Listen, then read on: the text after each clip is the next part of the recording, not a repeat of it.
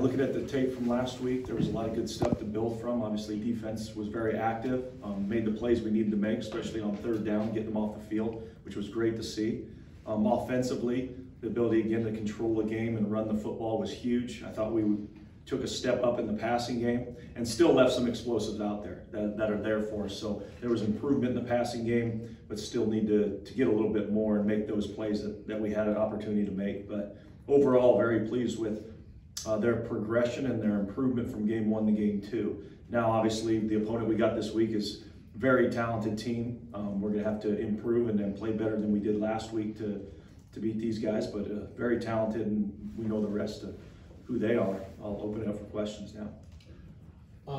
The identity you guys have started to develop here, did you see that in the spring? Did you see it in camp, or has this just come about these first couple games? Fall camp for sure. I think this is something that has kind of been worked on all spring as we were trying to search for any identity during the spring, you know, with so many new players. But then as fall camp kind of went on, this kind of became who we were. It feels like such a defensive coach cliche, you know, run the ball, play defense. But is that what you want to be, or is that what it is? That's what's working right now? I think there's always an element. The great teams that I've been around or have watched have been great running football teams. I think that's where it starts, your ability to close out games. You got to be able to run the football. It definitely helps your defense stay off the field, so it helps you play better defense, there's no question. But as much as we've done it, probably not. It's just kind of how the games are and what's been working.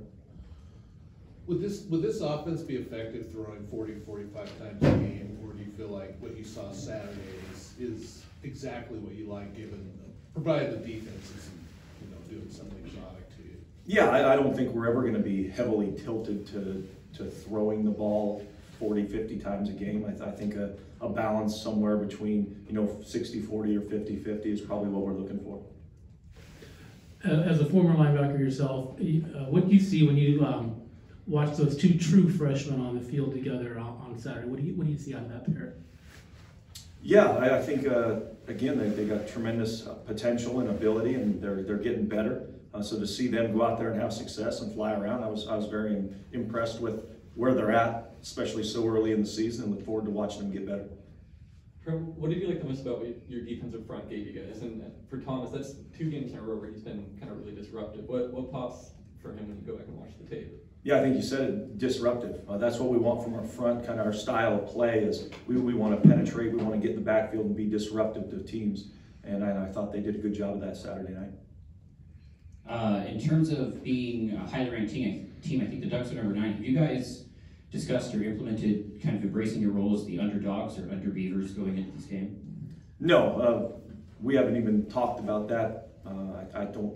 For us, that's not really a storyline or a factor. It's who are we playing. It's about us. It's about our execution, our ability to go out there and execute the game plan, and that's our focus. With it being rivalry week, going back to what you just said, since there is so many new players on this team that didn't get a sense of the last 2 years, being able to win that 2 years ago and then losing last year, is there any sorts of like revenge that this team wants to have? I know you brought in a lot of coaches that played here at Oregon State, so they understand the rivalry, but how would you just kind of sum up how the team feels about the rivalry this week? You know, they know of it, they're aware of it. There's only a handful that have done it and lived it, but you know, the biggest is the opportunity to go out and compete at the national level, the national stage, and show what we can do and do it against a great opponent. And I think that's the bigger focus for our guys. And then there were a handful of guys that went down during the game, and then some that didn't even play. Are you getting any of those players back for this week, or what is their status? We'll find out more as we go through the week. Yeah. Coach, just when you look at Oregon, explosive offense, they had a couple explosive plays this week. What do you just see from them on tape, and how do you try to slow that offense down? Yeah, they've got a tremendous amount of athletes. Obviously, a very talented quarterback. There's athletes everywhere on the field, up front, tight end. So they're just extremely talented. And so that's what you got to be able to make sure that you're sound, you're in the right spots. You give those guys the ability to make plays. And so that's really the biggest thing.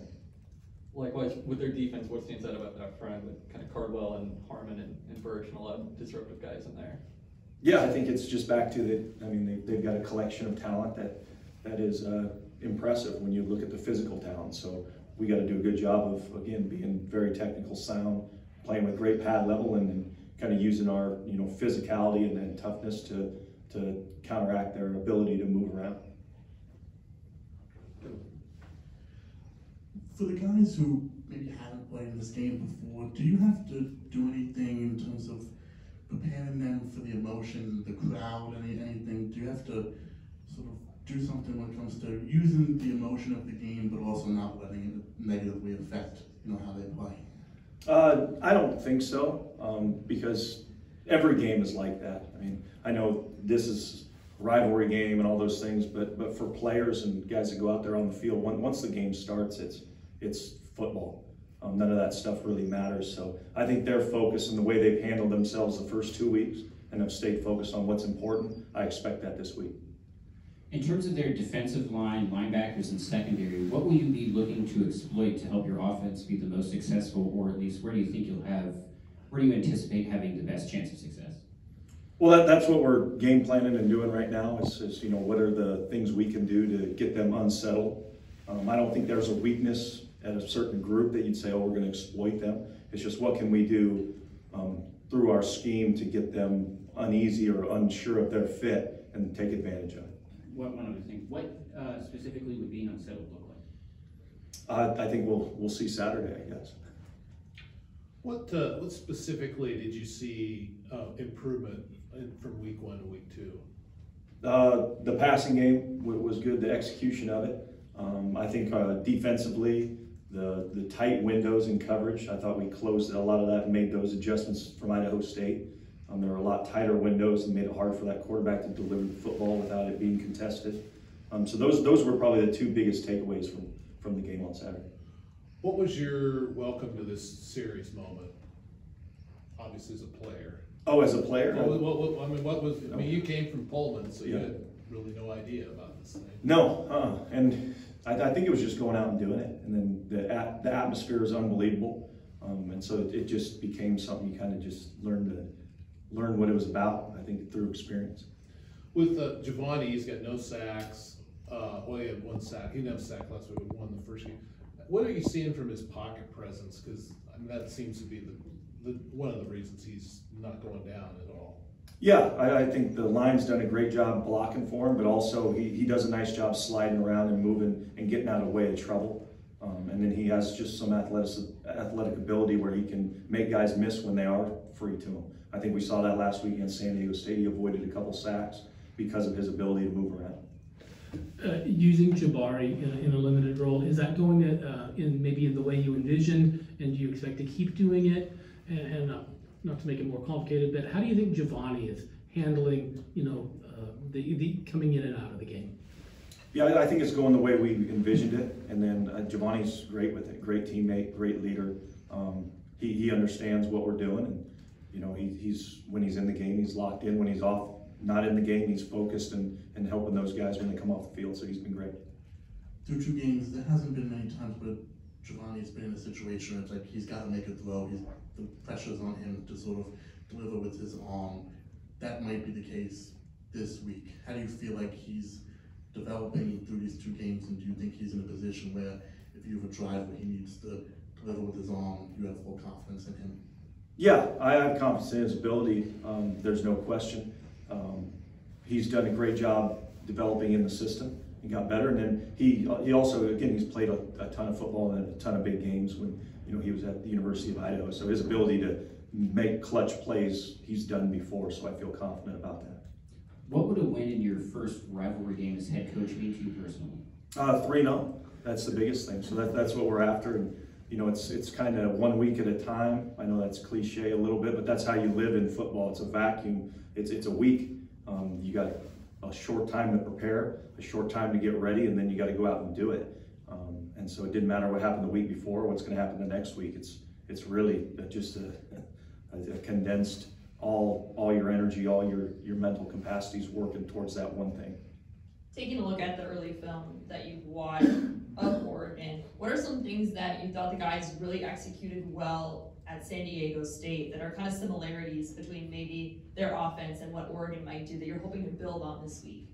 Yeah, I mean, there's elements of they're both trying to spread you out and do different stuff to create space for their athletes. So that's a good carryover. And then the motioning and some of the pass games, the vertical shots downfield. So there's some stuff you can always look to that really is going to transfer every week, because most offenses are very similar in some fashion. So you're always carrying over. It's been a handful of years since this rivalry's been here with a full stadium. COVID was another thing. Just, do you have a message to Beaver Nation and what kind of atmosphere you expect here Saturday? Yeah, I think it's just got to be, which I know it will be, just a great environment, a true home field advantage. Just loud and especially when they're on the field on offense and making it tough to communicate for the opposing team and in those situations, third down being a big one where it makes it hard on them. That's what we're looking for. It's understandable that coaches will play down rivalries. Every coach that has stood there for the last 25 years, same thing. We just want to win.